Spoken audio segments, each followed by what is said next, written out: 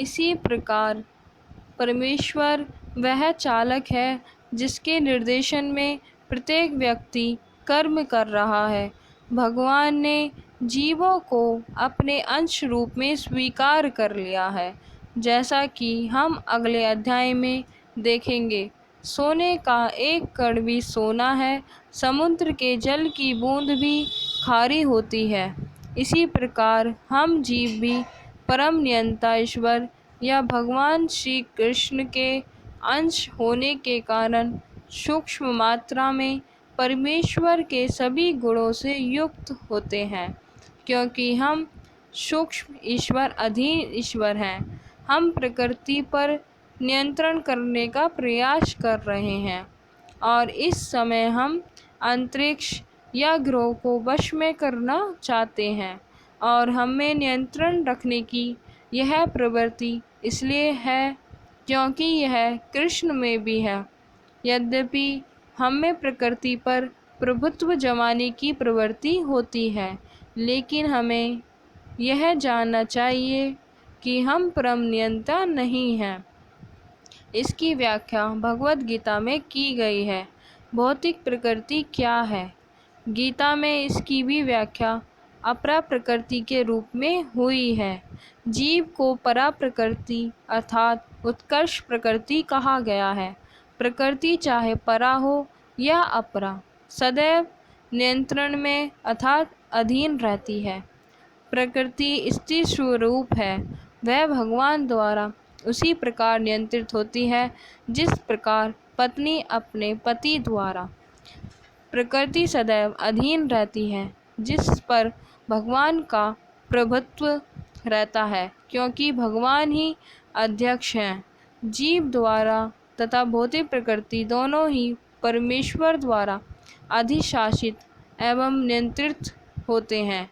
गीता के अनुसार यद्यपि सारे जीव परमेश्वर के अंश हैं, लेकिन वे प्रकृति ही माने जाते हैं। इसका उल्लेख गीता के 7वें अध्याय में हुआ है। यह भौतिक प्रकृति मेरी अपरा प्रकृति है, लेकिन इससे भी परे दूसरी प्रकृति है जो जीव भूताम अर्थात जीव है। प्रकृति 3 गुणों से निर्मित है, सतोगुण, रजोगुण, तमोगुण। इन गुणों के ऊपर नित्य काल है। इन गुणों तथा नित्य काल के संयोग से अनेक कार्यकलाप होते हैं जो कर्म कहलाते हैं। यह कार्यकलाप अनादिकाल से चले आ रहे हैं। हम सभी अपने कार्यकलाप अर्थात कर्मों के फल स्वरूप सुख या दुख भोग रहे हैं। उदाहरणार्थ मान लें कि मैं व्यापारी हूँ और मैंने बुद्धि के बल से कठोर श्रम किया है और बहुत संपत्ति संचित कर ली है, तब मैं संपत्ति के सुख का भोगता हूँ। यदि मान लें कि व्यापार में मेरा सब धन जाता रहा तो मैं दुख का भोगता हो जाता हूँ।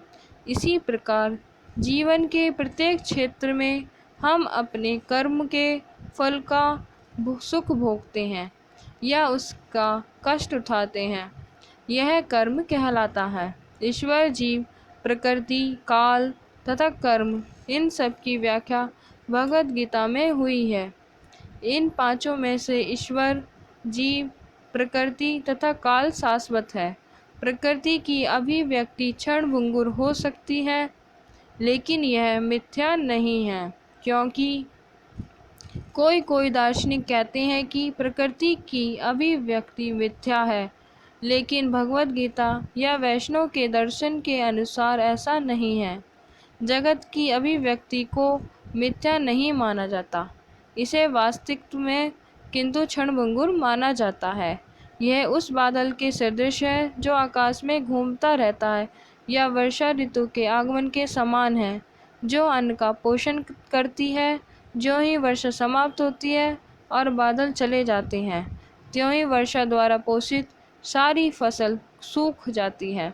इसी प्रकार यह भौतिक अभिव्यक्ति भी किसी समय में किसी स्थान पर होती है, कुछ काल तक रहती ठहरती है, फिर लुप्त हो जाती है।